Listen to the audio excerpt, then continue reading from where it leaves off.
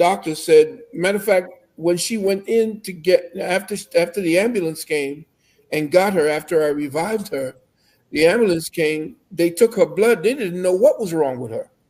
They had to send away to the National Institute of Health to get their prognosis on what the heck was going on, because what she had was so rare at the time. So whatever it was that attacked her at the cellular level, at the chromosomal level, that was something we did not know about. It was like a clock that went off, like a timer that went off, that that would have been her age, and she would have been left the planet when that went off. That was her time up. And when a clock wakes you up with an alarm, the alarm would have put her to sleep forever. Now, I'd like to clarify a couple of things. And I'm so glad that he shared this because this is the foundation of what was going on. Okay, so when I got to the hospital, they took my blood, obviously. Well, actually, they didn't take my blood. They were giving me blood because they said that my blood count was so low. They couldn't understand why I was alive. Okay. However, they said when a person comes into the hospital with this kind of condition, usually 35% of their blood is leukemic. And I want to make a strong differentiation between tumoral cancers and blood cancers. Very different. Like I said, when I had the breast cancer, he helped me heal it. I've heard people say, well, I had stage 4 and I used these herbs. That's marvelous. That's wonderful. I have yet to hear of somebody who had blood cancers to this degree that I had it and survive at all with any kind of treatment. So they said usually a person has 35% of their blood being leukemic. When I arrived, 87% of my blood was cancerous. Damn. Almost 90% of my blood. That's why they didn't expect me. That's one reason they didn't expect me to survive. The second reason is that because of my age. And so I get to explain too, just a little more clarity or detail to what my husband was saying about why I made that choice. They said you might take this for the rest of your life, which, by the way, might be 2 years. Or you could take this really strong treatment that we don't like to give anybody, younger than 50 years old. And of course, to me, there was no option. Yeah, older than 50 years old, you mean? Yeah, right, older than, yeah, older than 50. So to me, there was no option. There was no other option. And originally, because of the way our minds think, originally when we first thought about it, we were saying, well, I can go to the acupuncturist, we know what we can do naturally. And I was going to an acupuncturist for a while, and it was getting worse and worse and worse. And time was of the essence. And so thankfully, I just went ahead on and went to the doctor, and that's what happened.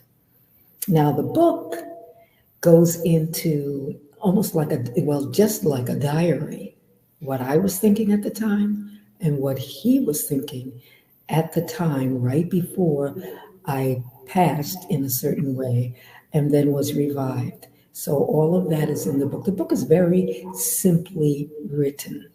And the foreword is written by Shaka Khan. Get that ready. Shaka Khan and her sister wrote the foreword because she heard, well, we know the family. And when they read her story and they heard of her story, they said they wanted to be participant because they, of course, went through their own medical issues and they came out of it, and they were in a kind of a survival group, people who survived their trials. And so they wanted to write the foreword to her book. And during the webinar, I'll read the foreword for Shaka and for her. and she might even, hopefully might visit us. We don't know. Hopefully she would come on. Yeah, I'm on. Let me show left this realm or stop breathing or whatever term they call it. Do you have any memory, out of body experiences, recollections, anything from that moment? My memory is so clean and clear as to what I was going through. And because my husband acted so quickly, he shook me back because I went blank. And even that, what I was thinking right before everything just went black. And even that, those thoughts are in the book, Mm-hmm. in the diary of the book, Mm-hmm. the beginning of it, because that's exactly, I remember it very clearly. I felt I was struggling. I couldn't understand what was going on. I went through some mental confusion. Now, this is right before. And then all of a sudden it was peace. And everything was just black and everything stopped.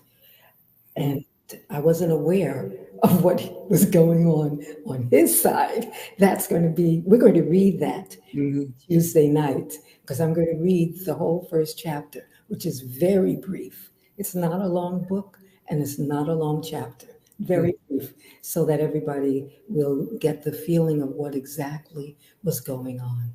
Well, the metaphysics of what I was thinking about, what she was going through, where I was and where she was at the time. I checked for her breathing, and I checked for her chest. Everything stopped, and I was thinking that the void that she explains that she went through, that was the door that she would have accepted if she had turned away from me. That's why I kept saying to her, I kept smacking her face. Don't give it away. I said, "Don't you go nowhere. Come here." Give it all away. Yeah, and she was getting ready to leave. And if she said that like you see, look in the background, you see that there's this light you have going on there.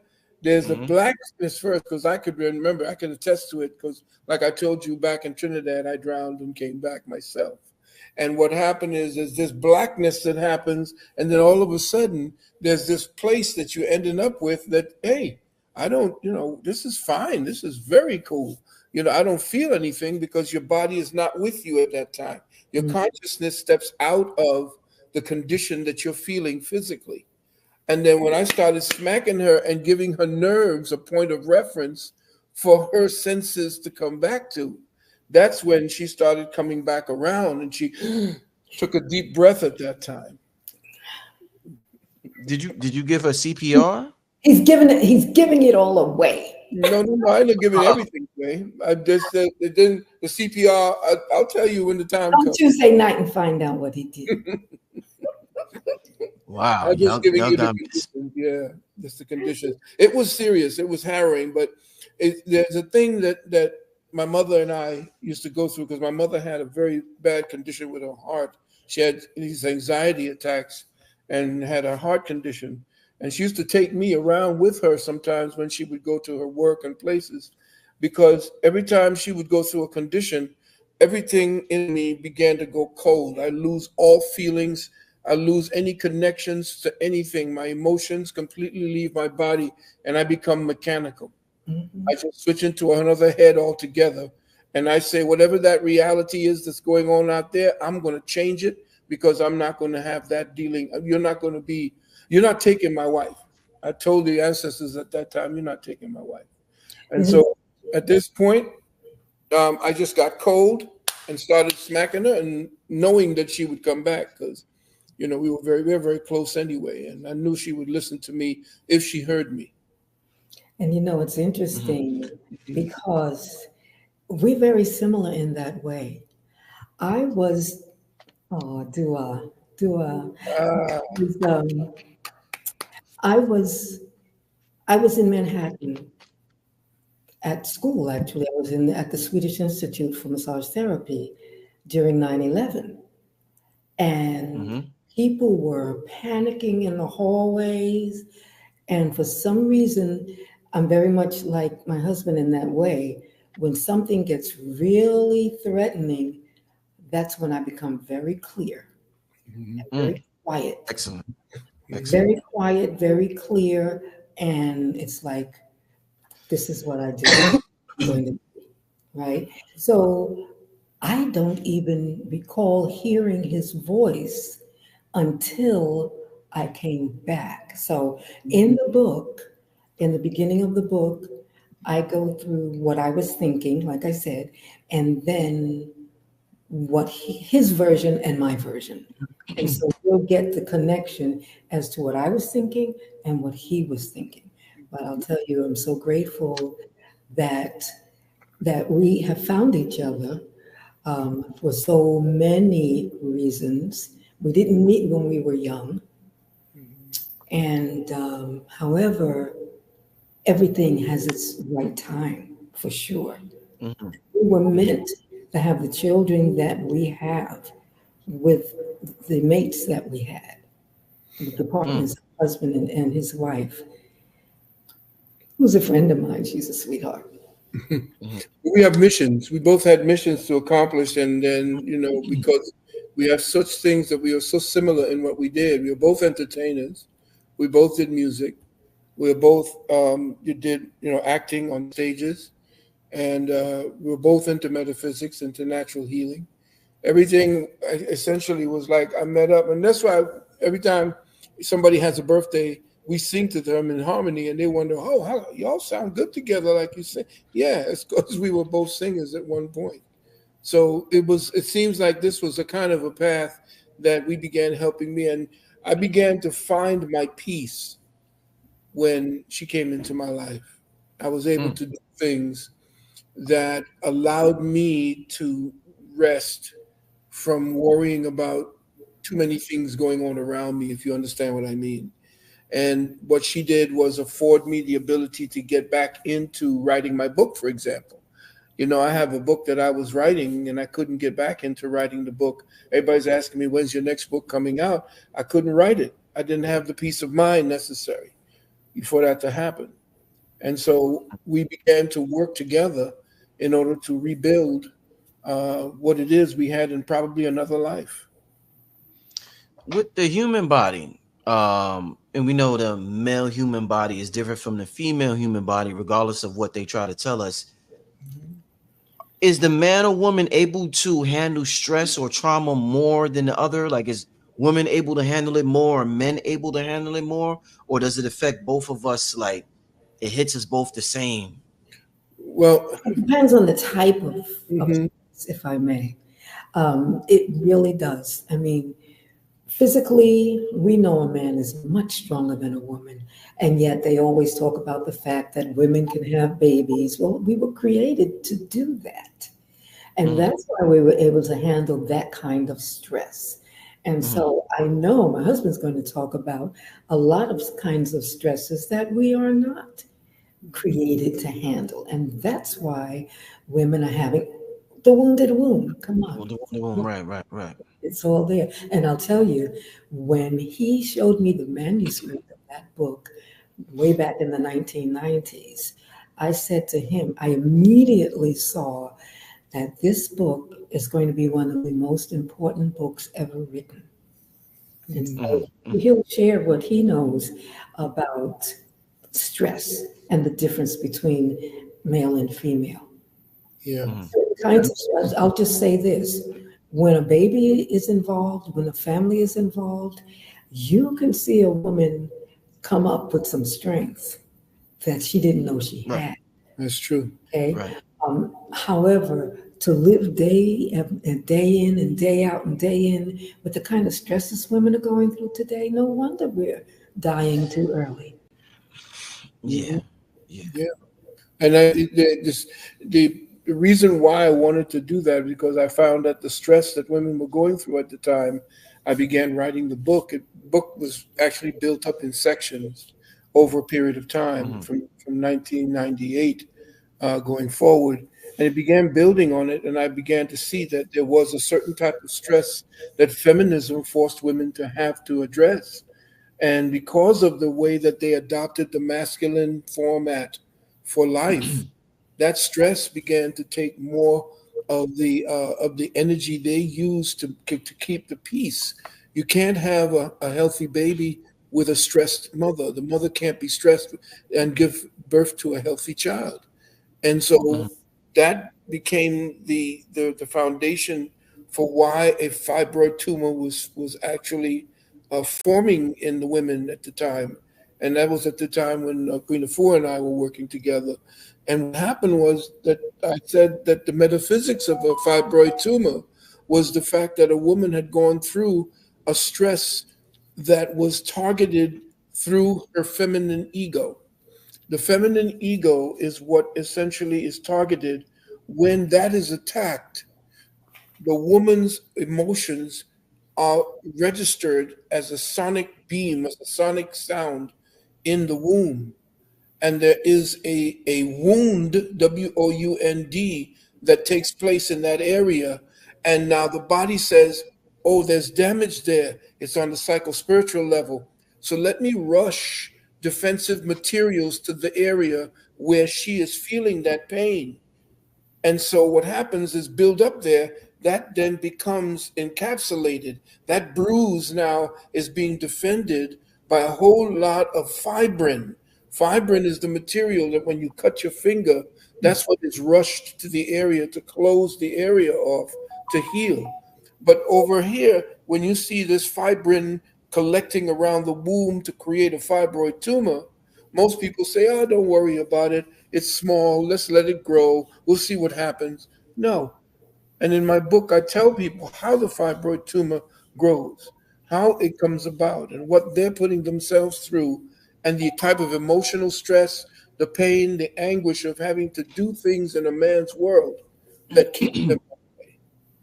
Now, you know, it's interesting that he brings up the fibroid tumor because when I first went to him and we were sitting across from each other, he was looking beside me like this. And he says, now I'm looking at you. And what I see, and I'm thinking to myself, he's not looking at me. You know, he was looking at my aura on the side. But he said, and about that tumor that you have in your womb. And I said, excuse me, no, it's in my breast. And he said, you have one there too. And sure enough, I went to the doctor and he said that I had a tumor there in the womb. However, the program that he put me on took care of that, took care of both of them. So that was interesting. Yeah. Still, I still think about that. Mhm. He said, you have one there too. I didn't know. Yeah. How would you There was when you have a site, I could look at somebody and listen to their voice over the phone and tell them what their particular disease is. I can see there's an auric field someone has, and there was an auric field off to the side that not only for the breast, but as I looked down up and down the side, there was a dimming at that area too. So I saw it, and there's a way back when I was in my element and I was doing my my fasting and my purification and doing my agnihotra, my senses, my spiritual senses were very high. And so when I was looking at her, I went into a trance state and I could see colors around her. And that color was blank there. There's like a deficit, like an ulcer. There's an ulcer in the aura. And you could tell. And because there's a deficit of energy flowing through that area. And so I right? said that, you have a fibroid as well. And she was taken aback for a moment. And I said, well, yeah. I said, go ahead, check it out. And so I put her on a program, and then I think it was like 45 days later, she went back to the doctor, and there was no more tumors in the breast or in the Mhm. womb. Mhm. Do you, Dr. Nalani, do you notice a difference, not just physically, but spiritually from how you feel now versus 5 years ago when you had that and maybe you didn't know? Is there like a spiritual difference? Absolutely. Well, first of all, after being in that situation and Mm, coming back, Mm. We always talk about how it feels. You know, I always say to my husband, I say it all the time, it feels good to feel good. Because when I was going through it, I didn't realize I didn't allow it to register. I didn't allow the seriousness and the fear and the pain. I just wouldn't, I refused to allow it to register. So looking back, wow, that was some scary stuff going on. Mm. However, experiencing life now as opposed to how it was 5 years ago and even 3 years ago, Mhm. I am living, I cannot express how joyful my life is right now, Mm. how good it feels to be alive. Let's be real. I don't know if I'm going to be here 10 years from now. I Mhm. believe I will, and I feel like I will. However, they say, you know, it takes 5 years for you to know if a cancer is completely gone. Well, I have zero cancer cells in my blood at the time that the last time I was checked. Now, I'm sure there are some there now because we all have cancer cells, and we have something called NK cells, natural killer cells, that actually seek out and help. They're part of the macrophages that actually kill the cancer cells. And by the way, massage therapy increases your NK cells. I don't know if you know that, so that Mhm. you're able to help to get rid of the cancer. So, yes, I may have those cells. However, my body is in a place now that it can handle it because I have a brand new immune system. Yeah. I like to use the word immune because I don't think we're immune to anything. A brand new defense system. Mhm. Mhm. So, yeah, I feel amazing. Wow. Absolutely That, amazing, that's beautiful. especially one of the things. And by the way, Dr. Valentine designed this flyer. He gave the publisher, he and the publisher's designer worked together on the actual book cover. It was Mhm. his concept, though. It was my concept. I always wanted it to be a phoenix, you know, Mm. for all that a phoenix does and means. What I was thinking was just a phoenix, you know. And so they gave me the phoenix. And then my husband said, nah, you got to be in that phoenix. Woo. And he was the one that did that. Oh yeah. Oh yeah. Yeah. Wow. Yeah. Once again, family is going down May 28th. This is a free webinar, right? Yes, it is. Yes, it Okay, is. yeah, yeah. I see. Shout out to King Simon in chat sharing. King Simon is actually sharing the actual link that you could click on to get more information and to register. Good.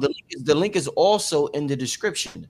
So you Uh-huh. could click on the link in the chat via King Simon, or you could go to the description of this video and click on the link. But I got just about two more questions. I don't want to keep you long. I want Mhm. everybody to come to this webinar May 28th at 8 p.m. I mean, wow, this story is just I'm like glued to the screen right now, just listening to the story right now. How has this changed your perception? Because a lot of us, the way we live life, we may not express gratitude most of the time. Has this changed? And we don't realize the importance of Yes. expressing gratitude. Has Yeah. this changed your perception of gratitude? In a big way. And it's interesting. I always, and this is also in the book, I teach because I've been with some really, the company that I work with has some really dynamite people. And somebody there suggested, they gave us a rock. My rock is over there, a couple of years ago. And they Mm, said, just put one word on this rock that you want your life to mm, be or to mean for the rest of the year. So we do mm. this in January, and instead of writing, what do you call it when people write New Year's resolutions? New Year's resolutions, just take one word. And some people even have a difficult time with that because they want to make it a sentence or a couple of words. No, one word. So my one word in year 2022, now this was in March of 22 when I got the diagnosis. Mm-hmm. And in January, my one word for the year was ease. And Mm. I had no idea what I would be facing. And I have to say, I went through that entire experience with ease. And so Mm. last Mm. year, my word was joyful. And this year in January, my word is thankful. And Mm. whatever word you choose, I promise you, you will experience a lot of it's just going to keep coming, keep flowing at you, no matter what the word is, and in Mm. many different ways. And it'll take you back to the fact that, oh, I said that that was how it's going to be. And yeah, much more gratitude and not in a superficial way.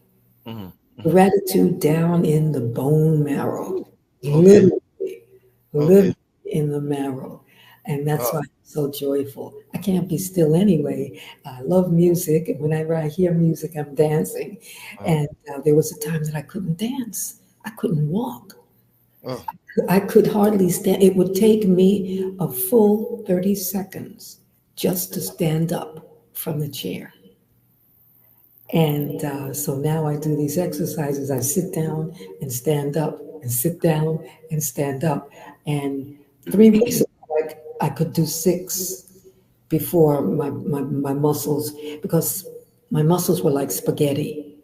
After going through that and coming back, my mind and my muscles were not completely the way it used to be.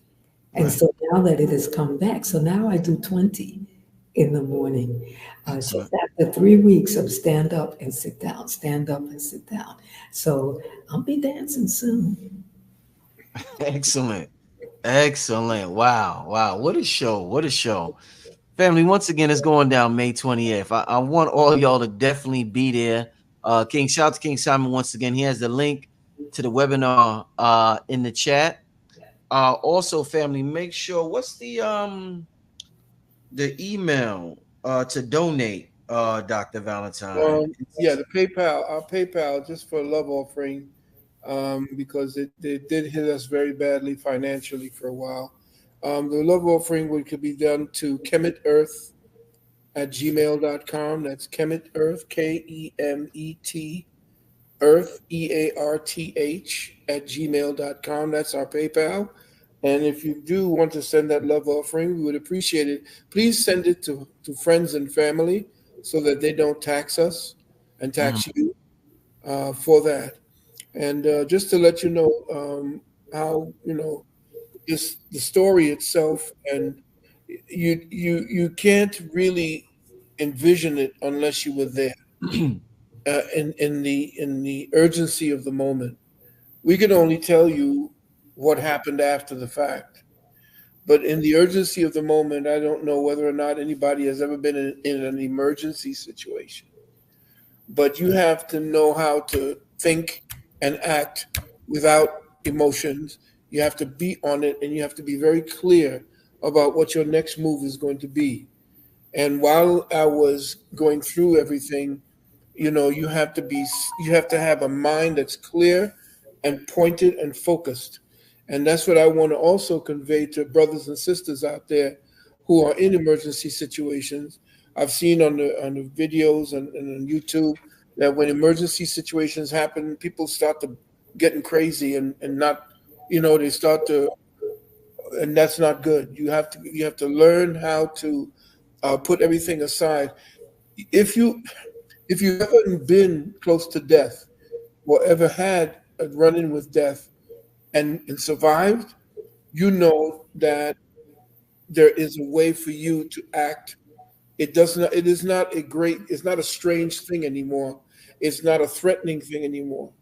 And our ages, we've lived full lives. Mhm. So, you know that we have more years behind us than we do in front. I don't Mhm. know if that's true or not, but whatever it is, that we assess our time frames are, we know what life is about. We understand what it's about. but we are preparing for the transition. In our minds, we're living the fullest and the most, joyful, as my wife says, time. We laugh boisterously. We find things that's funny. We love to laugh at comedy, at things that's going on, at the ironic. We don't laugh, we holler. We holler, yeah. Woo! And if you're not hollering with your mate, if you're not hollering and laughing with your mate, Woo! then there's something going on with you. That's why we could find funny things in the same thing, and we wake up and it's just beautiful how our lives are coming together, and the fact that she came from where she did, and I in my childhood came from where we did. That's that's all that needs to be said. I would put a caveat. There's things going on right now in this society and in the world that people have been calling me incessantly about what's going on. Dr. V, what can I do, and so forth. You know what it's doing, Brother Rich? It's forcing me to have to do another webinar. Mm. So I don't know. I'm going to call you and talk with you about that a little later on. But right now, my main thing, I keep telling people I can't help you right now. My wife has a project, and I am focused totally on that project. I want people to read her life story and what she went through to actually be the person that she is right now after the fact. Resurrection in physical and in spiritual, that's a deep, deep experience. And so, maybe your people, it's not as exciting a subject to broach, but I think that coming back to life from death, and I know that she had passed on and was standing at the door, coming back from something like that and going through what she went through at her age, because she had, the doctor said she had the organs of a 20-year-old, Whew. Man. a 20-year-old, and we're in our mid 70s. So that's testament that her living and her lifestyle and what she does, how she eats, how she exercises, what we take in the juice pluses and the whole 9 yards, that's no joke. We're not playing around when we speak to people and tell them about the way that they have to incorporate things into their lives for them to live a rich and an uneventful life. If you understand what I mean, because we went through an event, we like uneventful life living. So just that alone, I tell that to the people out there. If you've trusted me for the last 40 years and my wife for the last 25 years and what we've done, please trust me. This is a story you would want to read. And like I said, the foreword by Shaka Khan is absolutely beautiful. And I hope that you all are there on the 28th at 8 p.m. To enjoy it with us.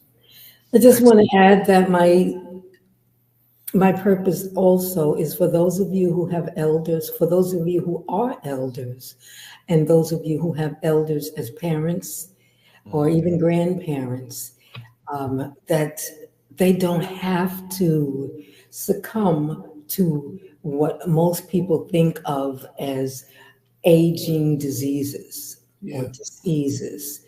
You really don't have to.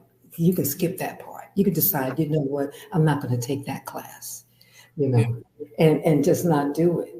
Yeah, it's a frame of mind, and it's what she accepted, and that's the beautiful part. Most people didn't hear that.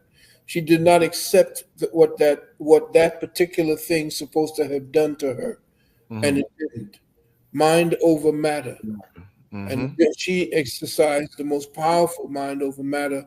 And I was the one who told her, you sure you want to do it that way? You want to go radical? You want to go for the 7 days only? Because that's going to take you down.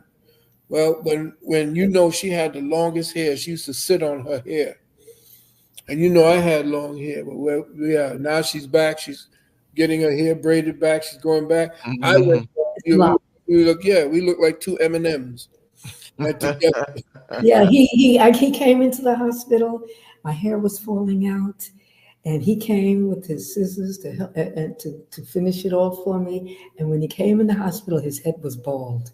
Oh man. He had shaved his hair. Yeah, all over us. Bad to me because my hair was I was getting bald. Yeah. So Man, we went through it together. what a story. I gotta hear the rest of this on May 28th. Yeah. Family, once again, click on the link. King Simon is sharing the link in the chat. Beautiful story. I mean, bless both of you, Dr. Nalani. What an inspiration. Yeah. Your energy is just One other thing, I yeah. just want everyone to know that the first 100 people to log in are going to be put into an opportunity, a chance to win something, to win a biopsychic analysis by Dr. Valentine, Mhm. which is worth a whole lot more. But we usually charge like $525 for it, but Mhm. that'll be for free for the person who wins that. And the first 50 people will get two chances put in, and the first 25 people will get three chances put in. So we're going to choose just one, and we won't choose it. It'll be by automation. AI is going to choose it for us. We'll just put the numbers in with the name, and whatever number you are. The coup. Most people don't know that the United States, as we know it as a country, as a nation, was infiltrated through that coup. The person that they call Bush, George Bush Sr., was actually George Scherf. He was a Nazi from the Hitler Youth. And he was brought over here along with at least 200 or 300 members of the Nazi Party, which were what you call socialist Democrats. That's who the Nazis were, socialist Democrats. Interesting. And when Hitler, who actually was brought over here by a female pilot and landed in Italy and was brought into the Vatican. I'm just kind of giving you a backstory of what's really going on. Indeed. You have to remember that with the incursion or the infiltration and the overtake of the United States Republic based on the destruction of the so-called Constitution, we and what we represented and the fact that we trusted our leaders is what those who actually have infiltrated trusted, that we trusted the leaders. And we would defer to them because they always had our best interest, or at least most of the country's best interest at heart. What happened was when they infiltrated after Kennedy's assassination, George Scherf, who became George Bush, based upon Prescott Bush, his so-called adopted father, who he took on his name. Prescott Bush essentially worked through the Vatican, and he, along with the Jesuits, began setting up the infrastructure through the taking over of the what we call the intelligence community.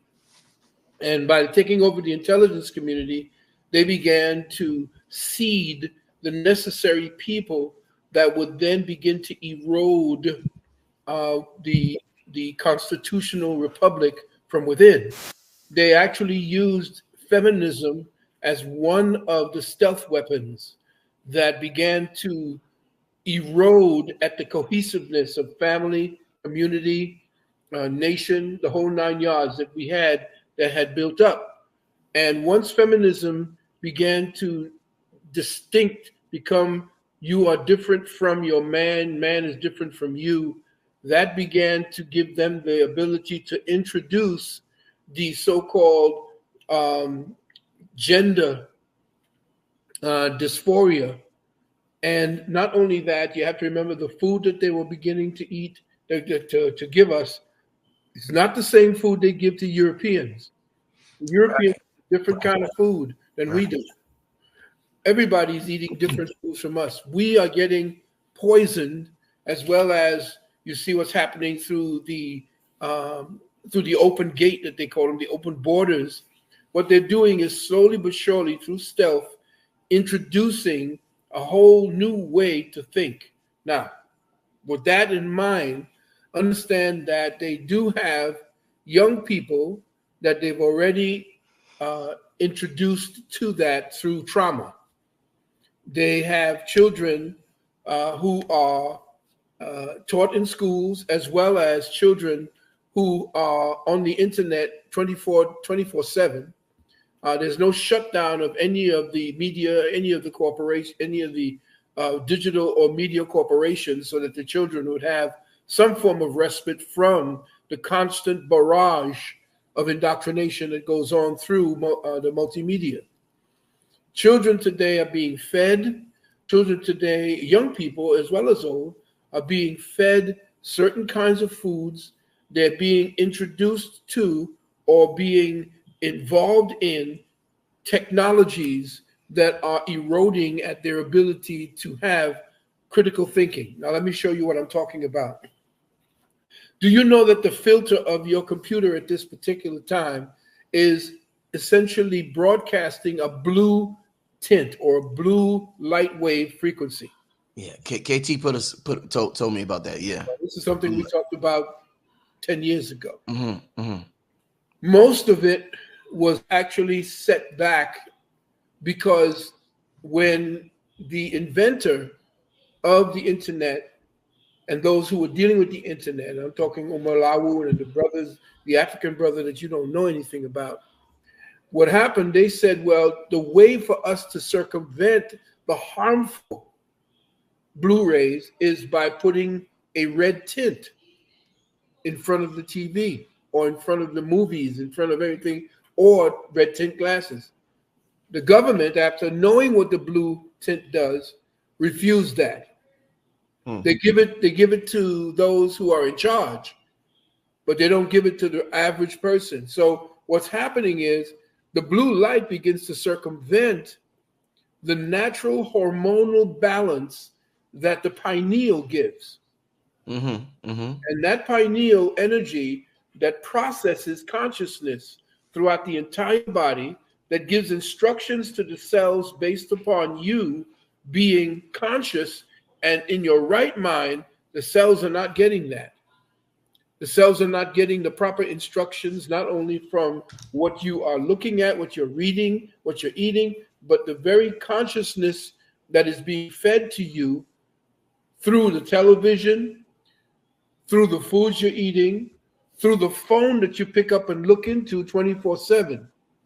All of that is breaking down your will, and what they can do with that blue light frequency is use sub-frequencies in order to train minds that are weak, like this young brother, like this young person, to be able to take in information that would allow them to feel no pain, no kind of connection to consequence, and they can do what they're doing. These are sleepers that are awakened to make sure that we destroy the Second Amendment, we destroy the Fourth Amendment, the Fifth Amendment, and especially the First Amendment. And remember, all of this is to attack us so that, like Kamala Harris, who is essentially not only a fascist, but also a Marxist, because her mother was Marxist and her father was Marxist. And I don't even call her Kamala Harris anymore. Her name is not Kamala Harris. Here we go. Her name is Kamala Imhoff. Here we go. Tell me about it, Doc. You went there early. You got to remember now, yes, you got to remember that when you're married, you take on your husband's name, but we don't ever hear her husband, who's a handler. Kamala Harris is not Kamala Harris. She's Kamala Imhoff. And just by the name, you should begin to understand exactly who it is that her handlers are and who she's running interference for. Y'all know what we're talking about. YouTube censorship, but you know exactly what we're talking about. You know what we're talking about. We can't speak any deeper on that. You have to go and do your own due diligence on that. And so you have to remember her mother was part of what we call the Tamil or the Brahmin sect of the Indian population. Now, anyone who knows the history of the Brahmins know that they were invaders from out of the Caucasus Mountains, the Moguls, who are directly connected to the Ashkenazim. And they are called, actually, the Brahmins are actually called, and this I know you're going to get it, they're called, and this is the truth that has to be told. The Brahmins are known as the Jews of India. So if you're talking about her mother, you're talking about her mother being a Brahmin and a Tamil, which is, she's saying, well, we come from the South India, just trying to deflect the fact that it was the Brahmins that instituted the Varna system, which we call the untouchables. Right. The untouchables that your boy David Duke, who went over to India and saw what they did with the black untouchables there, said that we wish that we could implement that very system over here in America. That was a caste system. And that's the caste system. But you remember, India had a caste system, but the caste system was based upon what you did. You were a priest, you were an engineer, you were a politician who ran the what do you call it? The caste system was based upon what you did in support of a harmonious and healthy system of governance in India. But when the Moguls attacked, they took that very secular and sensitive construction of the caste system and twisted it into a color system or Varna system. And this is where Kamala's family comes from. That's why she was easily locking up so many black men in California and keeping them on death row beyond their time and keeping them in prison in order to deal